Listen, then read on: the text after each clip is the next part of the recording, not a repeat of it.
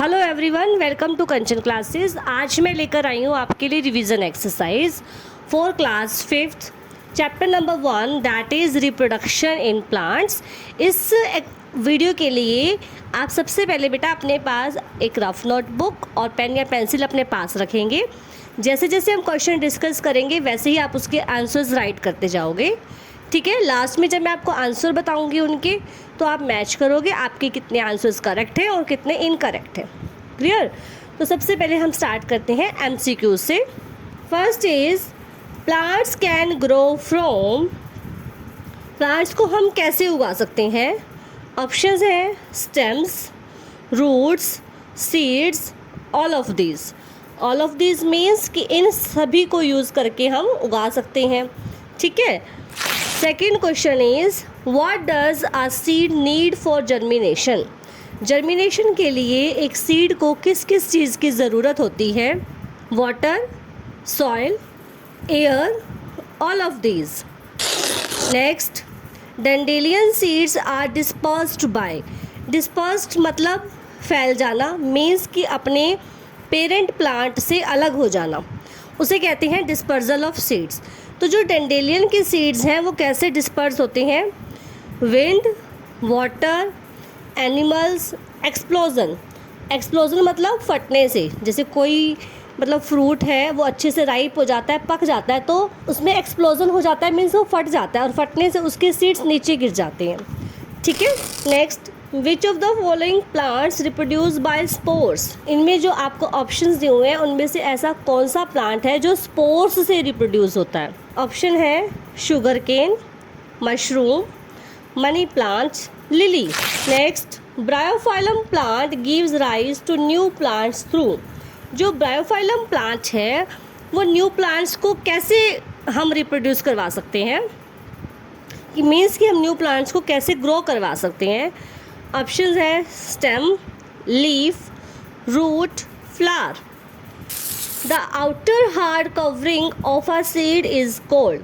जो सीड की बाहर वाली साइड हार्ड कवर होता है उसे क्या कहते हैं? Cotyledons, seed coat, plumule, radicle. Wheat and gram are the examples of. जो वीट और ग्राम है वो कौन सी क्रॉप्स के एग्जाम्पल्स हैं? Rabi crops, kharif crops, zaid crops, none of these. I think आपने इन सबके आंसर्स राइट कर लिए होंगे, तो अब इनके आंसर्स मैच करते हैं। First question is plants can grow from. The answer is D, all of this. कि प्लांट्स को हम स्टेम से भी ग्रो करवा सकते हैं, रूट से भी करवा सकते हैं, सीड से भी करवा सकते हैं। So answer is D. What does a seed need for germination. Seed को जर्मिनेशन के लिए क्या क्या चाहिए? उसे एयर भी चाहिए, सॉइल भी चाहिए, वाटर भी चाहिए, तो इसका भी आंसर है D, all of these. Next, dandelion seeds are dispersed by. Correct answer is wind. Wind इसलिए बेटा क्योंकि जो डैंडेलियन के सीड्स होते हैं वो बहुत ज़्यादा लाइट होते हैं, हल्के होते हैं, तो वो हवा के साथ उड़ जाते हैं। Next, which of the following plants produce by spores. Spores से वही प्लांट ग्रो करते हैं जो नॉन फ्लावरिंग प्लांट्स होते हैं। तो नॉन फ्लावरिंग प्लांट में इसमें जो आंसर है वो है mushroom. Next, bryophyllum plant gives rise to new plants through. The correct answer is leaf. कि उसकी लीव्स से वो न्यू प्लांट्स को ग्रो करवा सकते हैं। Next, the hard outer covering of a seed is called seed coat. Next, wheat and gram are the examples of rabi crops. Okay, got it beta? Next we are going to discuss fill-ups. All flowering plants produce dash. कि जितने भी flowering plants होते हैं वो सब क्या produce करते हैं? वो सीड्स प्रोड्यूस करते हैं और फिर उन सीड्स से हम न्यू प्लांट्स को ग्रो करवा सकते हैं। नेक्स्ट है the development of a seed into seedling is called dash. कि जो सीड से सीडलिंग बनता है उस डेवलपमेंट को क्या कहते हैं? उसे कहते हैं germination.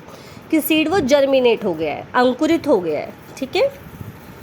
Next, non flowering plants reproduce by dash. Answer is vegetative propagation. Question ये था कि नॉन फ्लावरिंग प्लांट्स जिन प्लांट्स के फ्लावर्स नहीं होते तो वो कैसे रिप्रोड्यूस करते हैं, हम उन्हें कैसे न्यू प्लांट से ग्रो करवा सकते हैं। हम उन्हें रूट से भी करवा सकते हैं, स्टेम से भी करवा सकते हैं, लीव्स से भी करवा सकते हैं। तो ये इसका आंसर है वेजिटेटिव प्रोपेगेशन। वेजिटेटिव प्रोपेगेशन क्या होता है?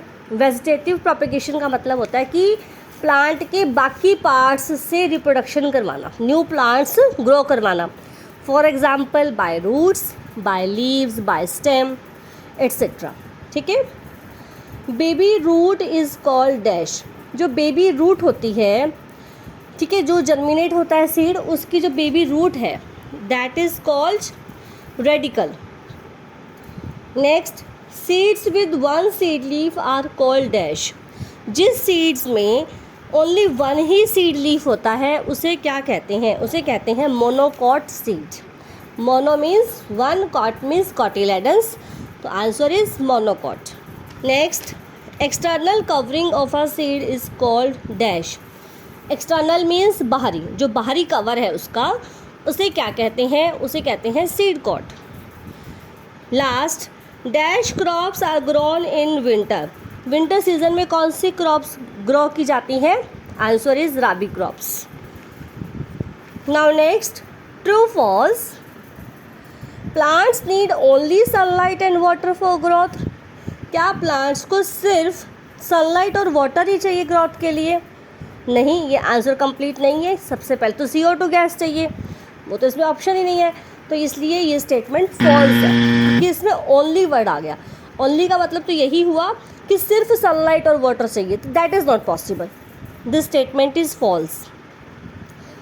All plants reproduce by seeds. क्या सभी के सभी प्लांट्स सीड से ही रिप्रोड्यूस होते हैं? नहीं, हमने अभी डिस्कस किया था कि रूट से भी होते हैं, स्टेम से भी होते हैं, लीव्स से भी होते हैं, तो this statement is also false.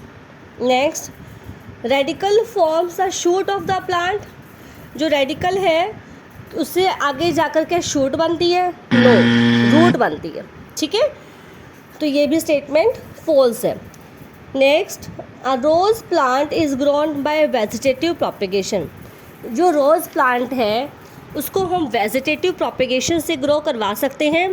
बिल्कुल करवा सकते हैं। वेजिटेटिव प्रोपेगेशन क्या होता है कि बाकी पार्ट से करवाना, तो रोज़ प्लांट हम स्टेम कटिंग से ग्रो करवा सकते हैं, तो ये स्टेटमेंट ट्रू है। Next, pea scatter their seeds by explosion. जो पी मीन्स मटर, वो उसका जो डिस्पर्जल है वो एक्सप्लोजन से होता है। यस, क्योंकि जब मटर अच्छे से पक जाते हैं तो उनका जो ग्रीन कवर होता है वो फटना शुरू हो जाता है, मीन्स खुलना शुरू हो जाता है, और उसमें से सीड्स नीचे गिर जाते हैं। तो ये है आपके true false. Now next is match the columns. तो आपके सामने मैच द कॉलम्स हैं, उनके करेक्ट आंसर्स मैं आपको बता रही हूँ, आप नोट कर लेना। क्रॉप्स का करेक्ट आंसर है कि क्रॉप्स क्या होती हैं? कल्टीवेटेड प्लांट्स, जिन प्लांट्स को हम कल्टीवेट करते हैं। नेक्स्ट है सीड्स हमेशा किसके होते हैं? Flowering plants. स्पोर्स किसके होते हैं? नॉन फ्लावरिंग प्लांट्स के, मैंने अभी बताया था आपको। Stem cutting, correct answer is rose and sugarcane. Rose और शुगर केन को हम स्टेम कटिंग से ग्रो करवा सकते हैं। सीड टू सीडलिंग, सीड से जब सीडलिंग बनता है इस प्रोसेस को क्या कहते हैं? जर्मिनेशन। नेक्स्ट है पोटैटो एक स्टेम है। ब्रायोफाइलम हम लीव्स से ग्रो करवा सकते हैं, अभी डिस्कस किया था। नाउ नेक्स्ट इज ग्राम का आंसर है seed. Okay, next is one word, baby plant inside the seed. जो सीड के अंदर बेबी प्लांट होता है उसे क्या कहते हैं? That is called embryo. ठीक है। Plants that have 2 cotyledons. जिस प्लांट्स में या सीड्स में 2 कॉटिलेडन्स होते हैं, मैंने आपको अभी हमने किया था मोनोकॉट का।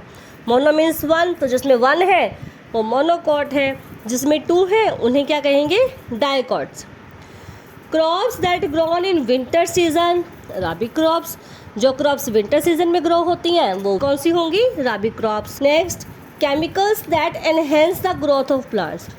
वो केमिकल्स जो प्लांट्स की ग्रोथ को बढ़ाते हैं और अच्छा बनाते हैं उन्हें, that is fertilisers. Obviously farmer अपनी फसल को अच्छा बनाने के लिए उसमें कुछ फर्टिलाइज़र्स ऐड करता है, जिससे उसकी जो फसल की पैदावार है, यील्ड है, वो और भी अच्छी होती है। होप बेटा आपको ये चैप्टर समझ में आ गया होगा। मुझे नहीं लगता कि अब कोई और टॉपिक इसमें रह गया है। अपनी तरफ से मैंने पूरी कोशिश की है कि जितना भी बुक वर्क हो मैंने आपको सब इसमें दे दिया है। ठीक है, अब नेक्स्ट चैप्टर के लिए नेक्स्ट वीडियो में मिलते हैं बेटा, तब तक के लिए थैंक यू।